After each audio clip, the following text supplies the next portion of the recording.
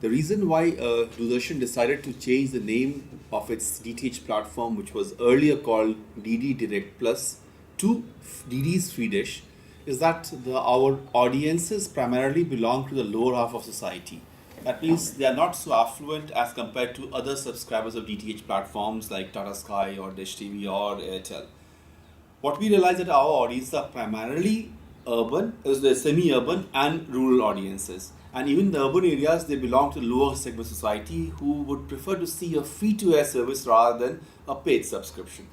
Now, the name DD Direct Plus, while was logical, didn't connect with a lot of people because the education level of these sections of subscribers was not so high.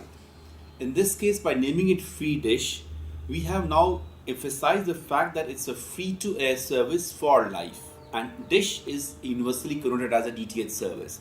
So, inspired by the name BBC's Free Sat, we have moved on to DD's Free Dish. The logic being, I must emphasize my USP of being free, and any language, any level of academic orientation or an achievement, everybody will appreciate why it's called a free dish.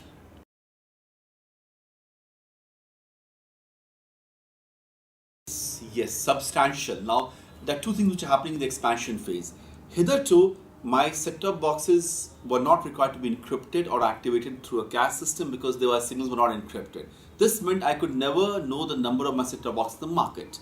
Now, from now onwards, when I expand to the phase 2 to 120 channels, I will encrypt my signals, go to MPEG 4 for better compression, and this will enable me to understand the number of set-top boxes. Subscribers will be required to activate the set-top boxes by a simple SMS, but that will enable me to know the names and addresses and the locations. So this information come in handy. Now, the advantage of encryption will be that the numbers are known and understood by everybody else. At the same time, the market will understand its reach that's happening in this process. Now, digitalization means everybody has to buy a set-top box. Now, once you have to buy a set-top box, I have to move on to the issue that everybody will buying a different service.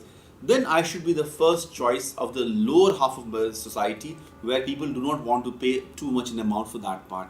My market numbers, and it's based upon the producers of set-top boxes numbers, I am selling at least 1 million set-top boxes a month today.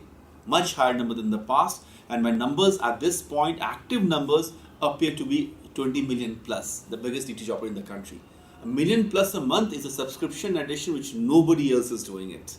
And believe me, once I do 120 channels, this will easily go off to 2 million. Can anybody match me in that process?